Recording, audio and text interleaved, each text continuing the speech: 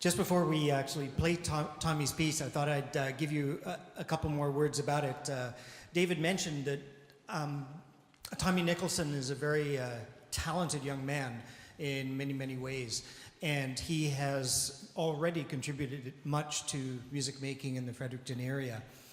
His chosen passion, though, is composition, and he's with a wonderful teacher out at University of Victoria, and is really exploring sort of the world of composition in the 21st century way.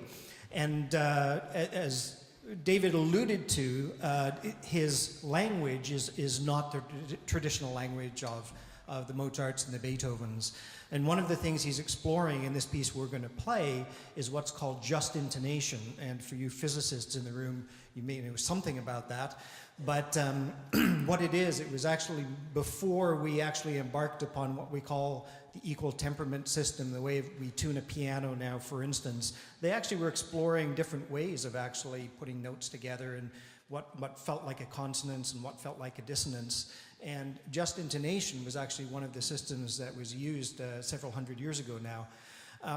But composers today are continuing to sort of explore that route because it gives them the opportunity to look into what we call microtonal music. So instead of the usual half step or full step that most of our music that we're familiar with is based on, they're sort of breaking that down into smaller bits. And to some of our ears, that can seem really, really dissonant.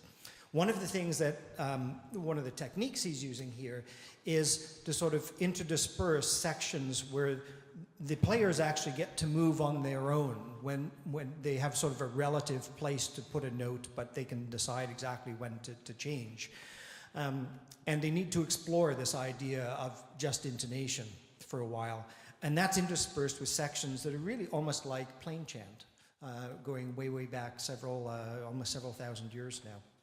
So it's an interesting piece. It's a very, very short piece, and I wish Tommy was able to be here with us today to hear his piece in the flesh, but we'll send him a recording. I hope you enjoy this.